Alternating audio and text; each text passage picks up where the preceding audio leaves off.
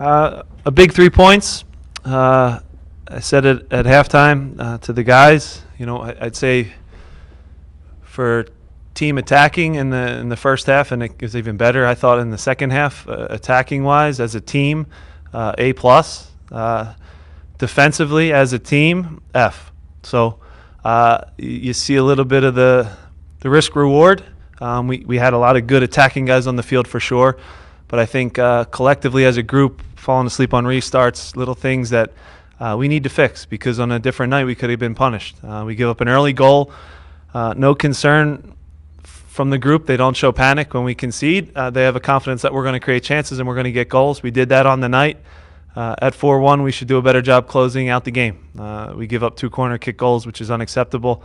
There's no tired legs. We have 10 guys back at that point, and it needs to be executed and not conceding goals off of restart. So again, good moments though. There's still positives in the attack. Really excited about. Great night for Roland Alberg around the goal.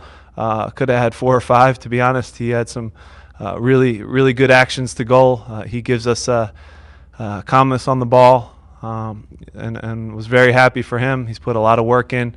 And for him to be rewarded, he did a great job tonight, getting the goals for us and carrying us, to be honest. So got some things to clean up, though, for Vancouver coming in. If we play like that, we'll lose. Simple as that. Undefeated at home, though. We'll end on a positive. Undefeated at home. This group fights. They have a lot of guts. And again, for whatever reason, Chicago, you can think back to the last year, 3-3, crazy blown lead, the Raiz game mistake where we had against Chicago also. For whatever reason, the games are wild against them. And this was a big step forward, so a good win. Mark in front. Jim, with Elsinio, Alberg, and Barnetta, that's gave you such an offensive push the first time you've done that with those 3. Could you just talk about what they gave you? Yeah, they're all great players, great soccer players. You can tell when one gets on the ball, they look for each other and they kind of come to life. And there's a lot of great combination and a lot of good movement. They did a great job. It's a handful, I can tell you, as a defender to deal with guys that can combine like that and are always on the move. They think and see the game differently than most players. So again, they'll be a fit for defenses to handle. Conversely, though, we got to tighten things up defensively for ourselves. David, up here on the road. Question for Lee. Talk about the way how you guys responded after falling down early 1-0.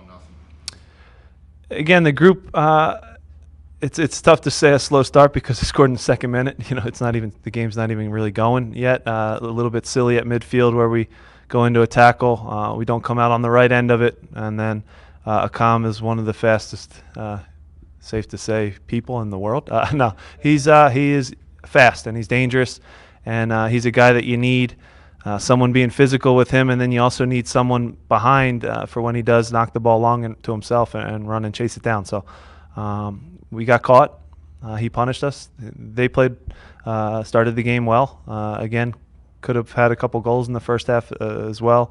I think the goal before halftime was critical to get that third and give a little bit of doubt to them. But they kept fighting, to their credit. Again, they can throw kind of caution to the wind because there's nothing to lose. 4-1, where they are in the table, all these variables factor in. So they can do some, call it unexpected things, and that's difficult to defend sometimes. We stuck through it and got our 3 points. Jim, what was the game plan against Akam, and did you think maybe that you could start Josh in this game? No, I mean, again, Ken's on a yellow card. That was the reason there was the change at halftime. Obviously, the speed does factor in. Josh can run with an Akam. Again, the concern for me at half, and we talked with our staff, is picking up a second yellow. When you're up 3-1, the only way maybe they can get back in is if maybe a silly second yellow card. And they gave us some problems up top.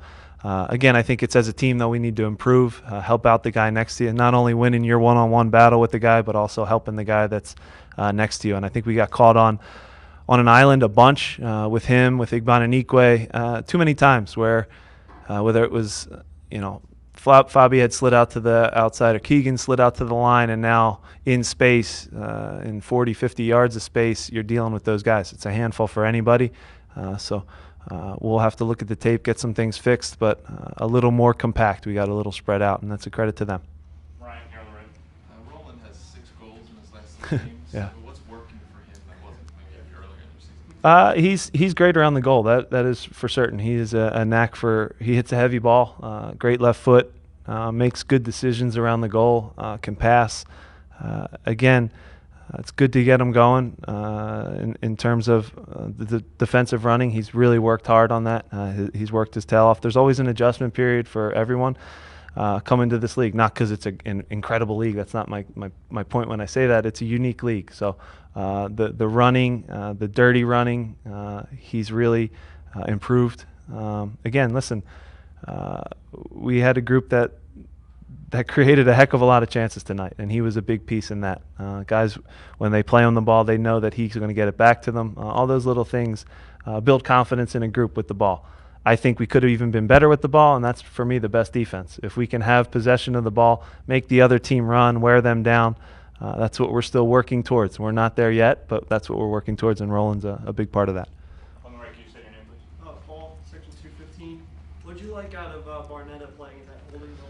I Yeah. know it's a hard role to fill with Miguera. Yeah, it's a different role for him. He's an experienced player. He's played a wide variety of positions at a high level. He's a guy who will do the dirty running. I think him and Roland did a good job of sharing it a lot tonight, where they had some interchange, which is good. Listen, it's the first time, count the second half where we're down in New York and we're chasing the game.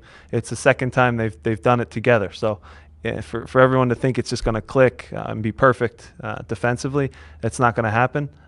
We took a little risk and we went with it. In the starting group, we were rewarded with the 4 goals. But I'm going to get on the guys for the restarts. That drives me crazy. Second row center.